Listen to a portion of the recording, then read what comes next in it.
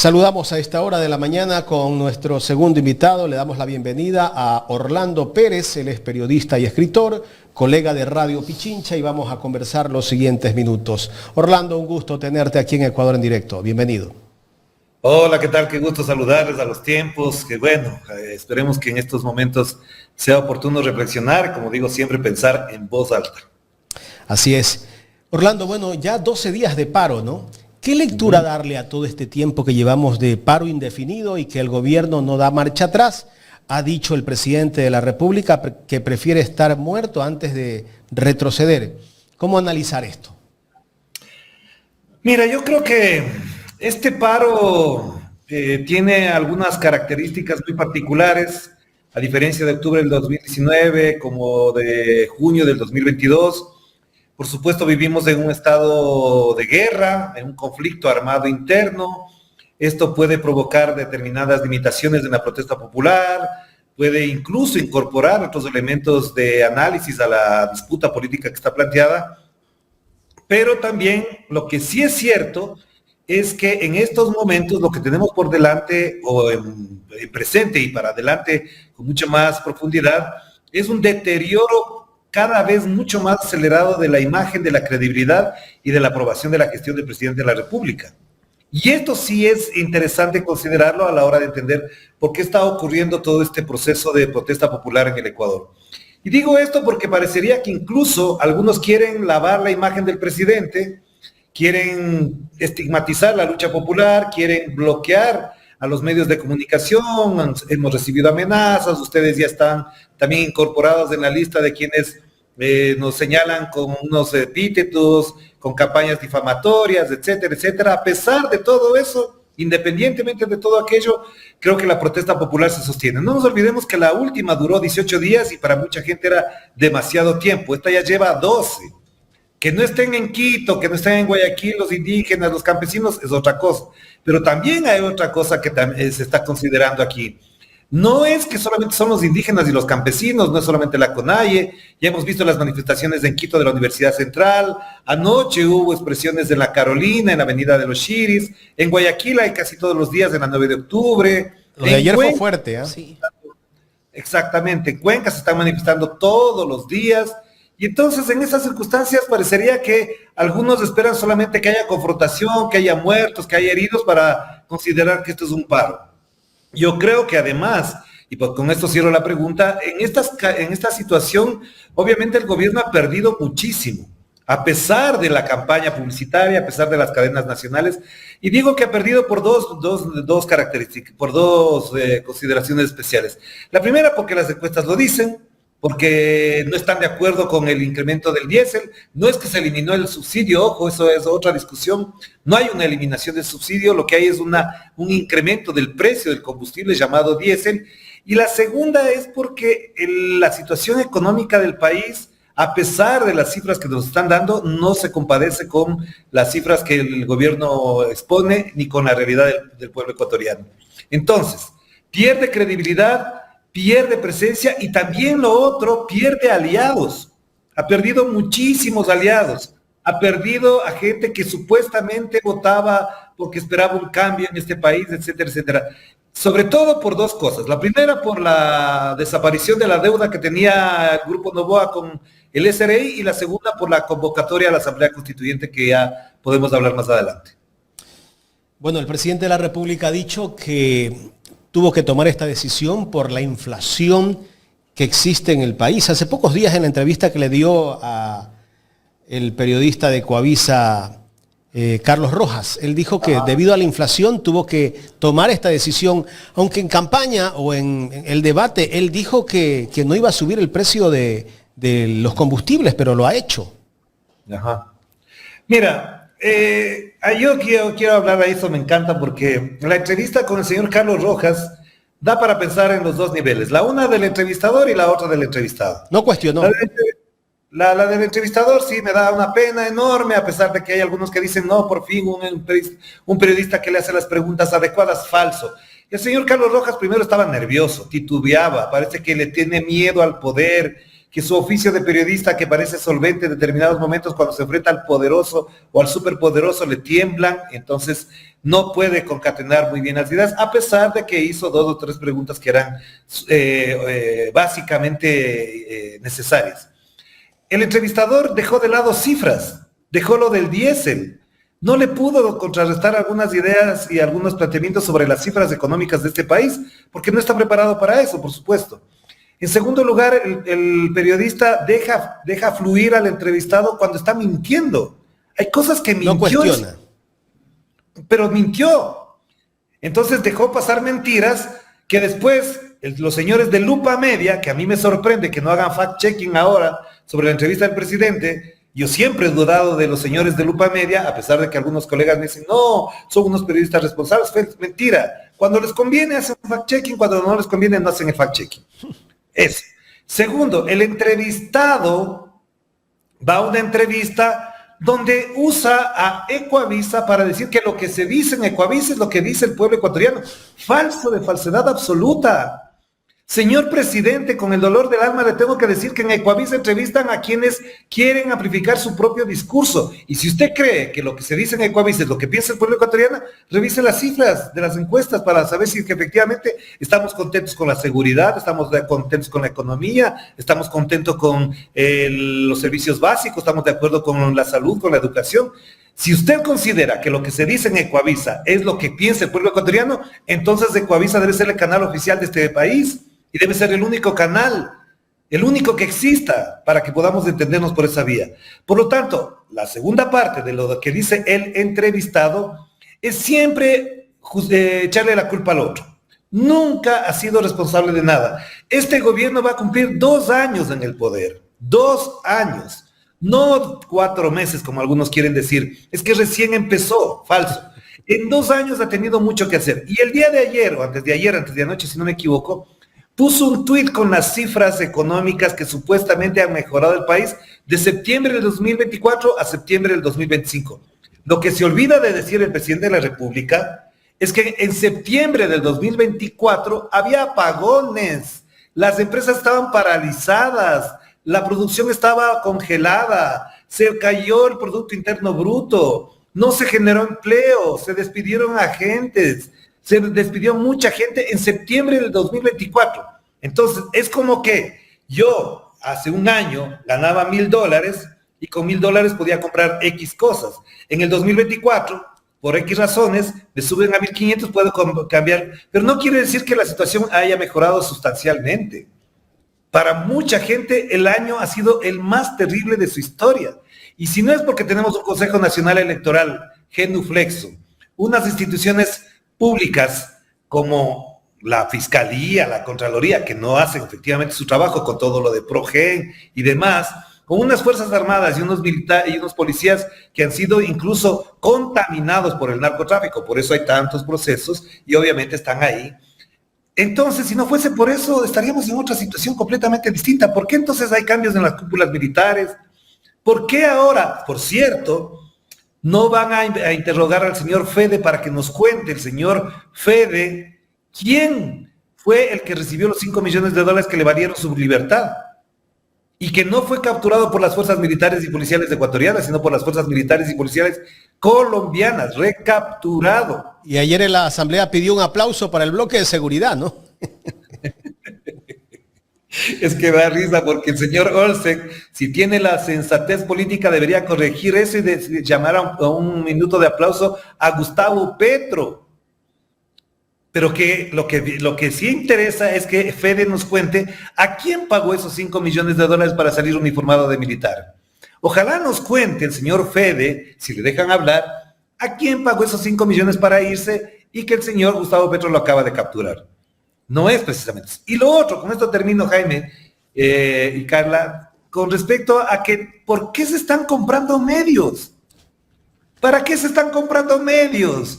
¿Por qué quieren comprarse Ecuador en directo? Quieren cerrar Radio Pichincha, se compran La Posta, se compran Radio Centro, etcétera. Tienen una cantidad de portales. ¿Para qué? ¿Y con la plata de quién el señor Alvarado compró Radio Centro y La Posta? Porque yo sí te diría, Jaime, y vas a coincidir conmigo, que si viene el señor Alvarado y te quiere comprar en $1 millón de Ecuador indirecto, lo primero que le tienes que preguntar es, oiga, ¿de dónde salió esa plata? Porque me va a contaminar a mí. Pero no, hay señores que no les importa de dónde viene la plata, pero se guardaron el $1 millón para un medio y el otro $1 millón para el otro medio. Y que terminan comprando las conciencias de los que están al frente de esos medios, porque siguen trabajando en el mismo medio.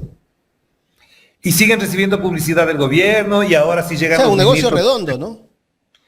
Llegan los ministros a ser entrevistados, ahora no tienen ningún problema, ahora sí ya tienen pauta publicitaria del gobierno, pero lo que te digo es, ¿por qué quieren medios? ¿Para qué quieren medios? ¿Por qué quieren sumar medios y medios? Porque hay una cosa que les está tocando el espíritu y tiene que ver con que la verdad ya no, la mentira no se puede seguir haciendo tan impune. Es decir, no se puede seguir mintiendo a todos todo el tiempo. Y por lo tanto, para seguir mintiendo a todos todo el tiempo, necesitan que los medios sigan diciendo que esas mentiras son verdades. Y para tener más medios, tienen que acudir a cosas como esas tan vergonzosas, tan morbosas, como utilizar a un asambleísta alterno, cuya principal es su esposa, con un capital que apenas tenía una declaración de bienes por $33,000, y ahora resulta que se puede comprar 2 medios por encima de los $2 millones. ¿Por qué se quieren comprar? Porque no les gusta que la verdad brille y que haya medios que digan la verdad, nada más. Orlando, ¿aquí podría haber testaferrismo? Supuesto. Hay 3 delitos. Primero, una estafa a la fe pública porque el señor tenía que haber declarado en su declaración de bienes. Segundo, un posible lavado de activos que está ocurriendo ahí y enriquecimiento ilícito además, ¿no? Y tercero, efectivamente, testaferrismo, porque ¿de dónde va a justificar ese señor esa plata? Es como que a ti mañana te aparecen en tu cuenta $2 millones. ¿Cómo vas a justificar eso? No, pues sí. Si alguien me las deposita, tengo que poner una denuncia. Si no sé quién es. Exactamente. Sí. Entonces, ¿quién te dio la plata para comprar con 2 millones y más, creo que es $2,600,000, 2 medios de comunicación? ¿De dónde salió esa plata? Alguien tiene que decir. Y quienes recibieron esa plata, tienen que justificar ante la fe pública, ante el SRI, o sea, esta plata que me acaban de entregar proviene de fondos lícitos, proviene de un negocio lícito, porque si no yo soy también parte de ese delito. Orlando, y ninguno de los representantes de estos medios ha negado, todos han aceptado la venta. Exactamente, han aceptado la venta, dicen que es un negocio entre privados. Ay, ¿cómo que entre privados? Sí, está bien que sea entre privados, pero el problema es que esa plata tiene que ser justificada.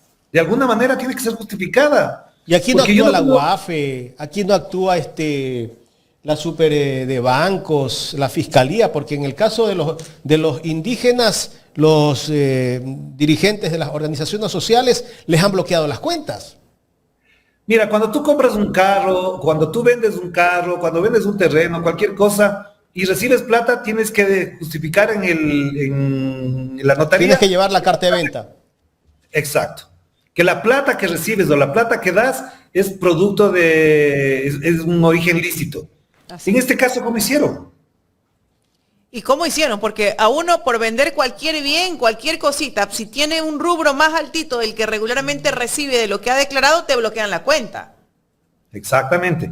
Qué gusto saludarte, Carlita, pero además, mira, en este caso, la parte legal ya está en duda, la parte económica también está en duda, pero la parte ética como medios de comunicación es la que me preocupa a mí, porque efectivamente este tipo de cosas se tienen que discutir públicamente.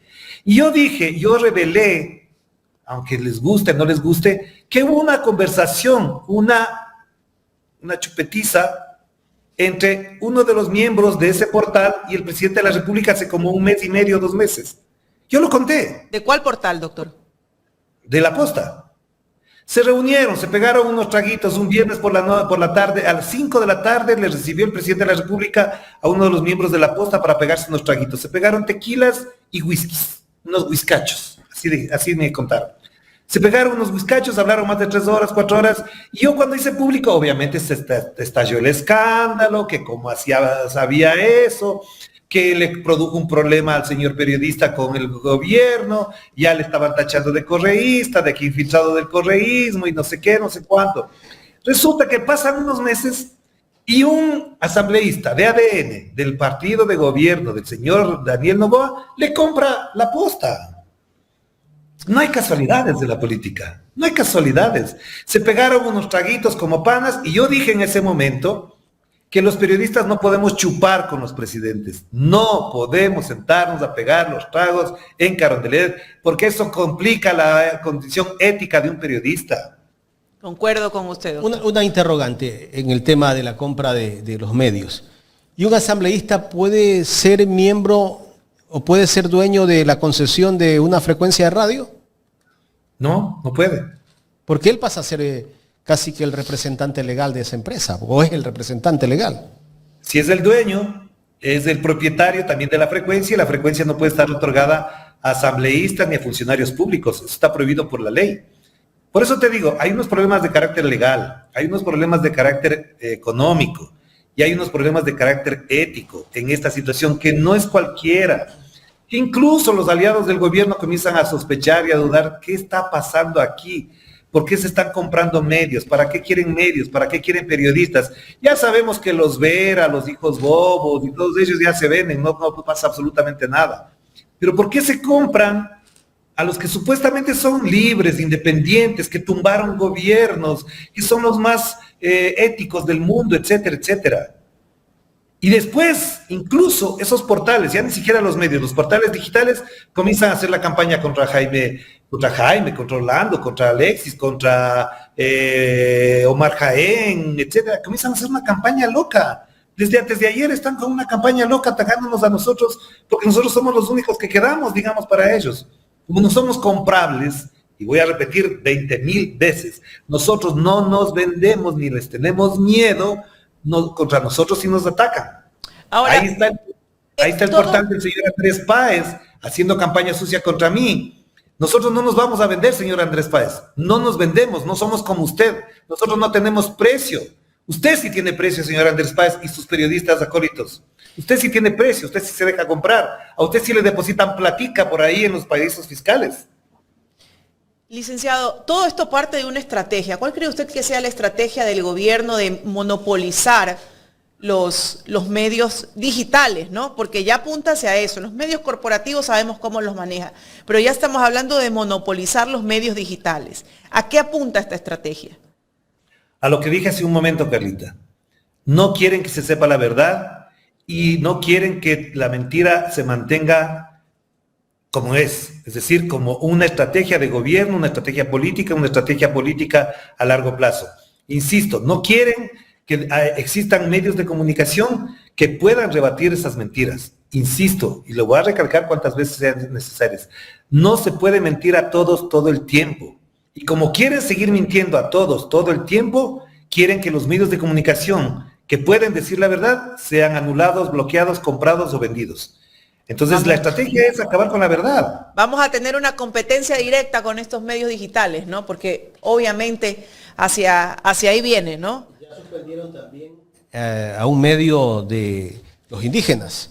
Medio comunitario. Cotopaxi, me parece, ¿no? Exactamente, sí. Entonces, por eso te digo que la estrategia política va por las dos vías. La una de la represión, que no es solamente la de los gases lacrimógenos, la de invadir casas en las comunidades campesinas, ni nada. No es solamente meterte juicio a la presidenta de la Federación de Estudiantes Universitarios de Cuenca, y le metieron un juicio sin motivo, sin razón. También es la otra, es la persecución a la verdad. Y aquí lo que está en juego es la verdad. No es un asunto solamente de orden político, mediático, aquí es un problema de orden ético, institucional.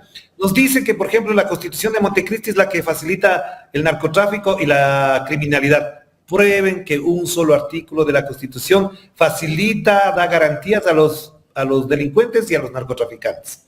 Nos dicen que llaman a una asamblea constituyente para desmontar este jurista López, que escribe en el diario El Expreso, que ha venido haciendo toda la campaña posible y es el asesor principal para estos temas, diciendo que la economía ecuatoriana está frenada por culpa de la Constitución de Montecristi, y el diario La Hora publicó: la Constitución frena la economía. Si hubiese sido así, la Constitución de Montecristi habría frenado la economía del 2008, 2009, 2010, 2011, 2012, 2013, 2014, 2015, 2016 y 2017. Y la economía no se frenó. en esos 10 años. Ahora resulta que la economía se frena por culpa de la Constitución. Por eso, Carlita y Jaime, lo que quieren es que los medios nos callemos, que los titulares de la hora sean los que reproduzcan las radioemisoras de este país, que los titulares de la hora sean los que normen la reflexión pública, que los titulares de la hora y los de Radio Centro sean los que determinen de qué manera piensa la ciudadanía para que vote a favor del sí en la consulta del 16 de noviembre. Nos olvidamos, otro medio que también fue vendido es Radio La Calle, ¿no? Bueno, pero ya, ¿de qué le servía si ya ni funcionaba siquiera? Pero lo compró un medio que trabaja para el gobierno también, ¿no?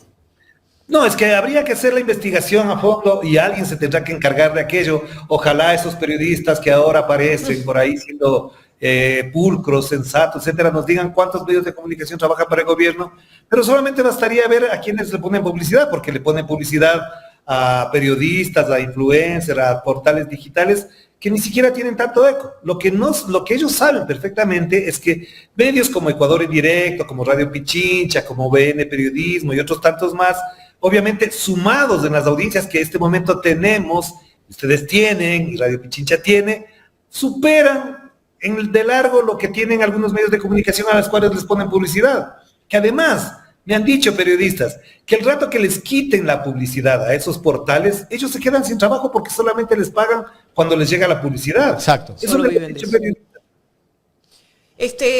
Licenciado Pérez, ¿usted cree que el presidente midió el costo político que le iba a traer la eliminación, el tema del diésel, no la eliminación del subsidio, sino el aumento del precio del diésel así de un solo plumazo? ¿O estaba envuelto por ese supuesta popularidad que le dicen que tiene?